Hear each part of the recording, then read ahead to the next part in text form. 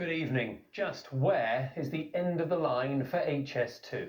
There's increasing uncertainty for the future of the project tonight. As far as we know, phase 1 from London to Birmingham is still on track for now, but it's phase 2 that seems to be up in the air.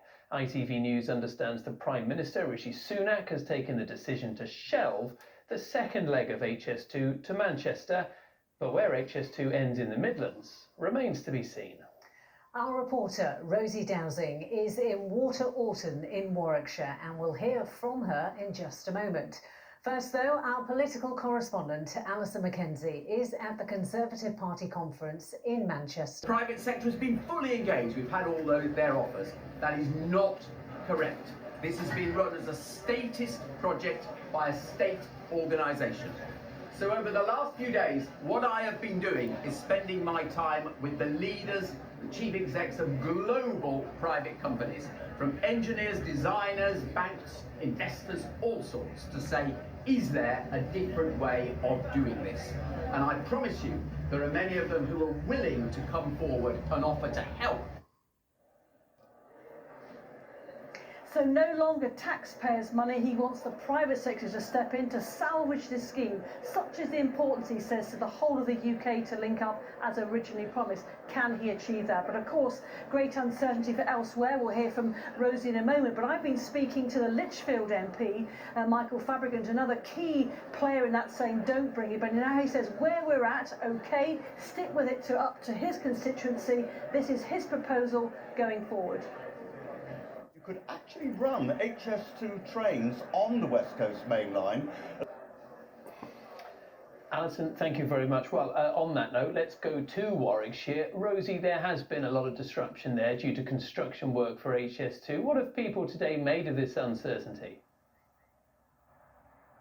Well, we've spent the afternoon in Orton, and yes, the impact of HS2 works are clear to see. This is the way into the area. There are HS2 entrances on both sides. There's temporary traffic lights, and there's been a lot of congestion throughout the day in what would usually be quite a quiet area.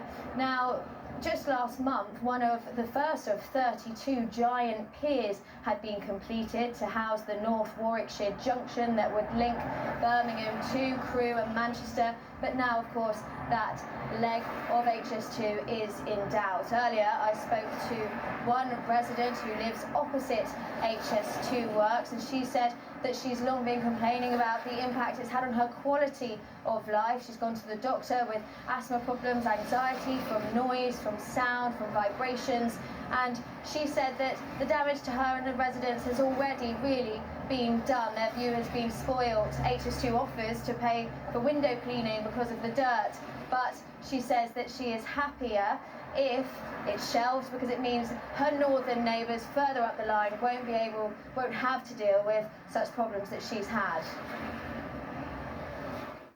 Our northern neighbours are going to be the lottery winners, because I do not wish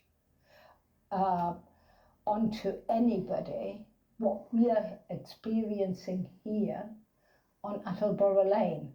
Sadly, we will still be subjected to this intrusion into our lives. Well, we also spoke to some other residents in the area, and there's mixed reviews really. One business owner who owns a chip shop says that he's actually benefited from the works going on here because of the increased traffic and the amount of workmen and women coming in for food after their shift, for example. So he would be sad to see the work stop, but other residents simply seem to have had enough.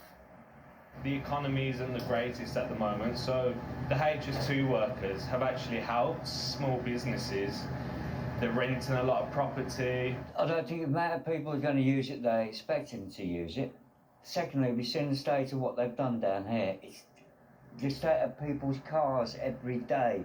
Dust, smells, whatever, it's horrendous. It's just, everything's destroyed. It's just heartbreaking, especially where we walk a lot.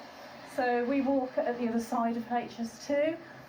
It's just heartbreaking. A few years ago there was sheep up there and cattle and things like that, and now, and you go further, oh, that side, and it's just, you know, HS2.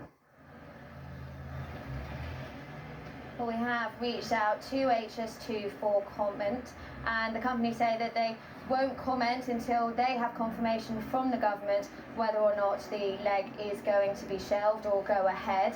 But it's clear here that residents would like some certainty. OK, Rosie, thank you very much.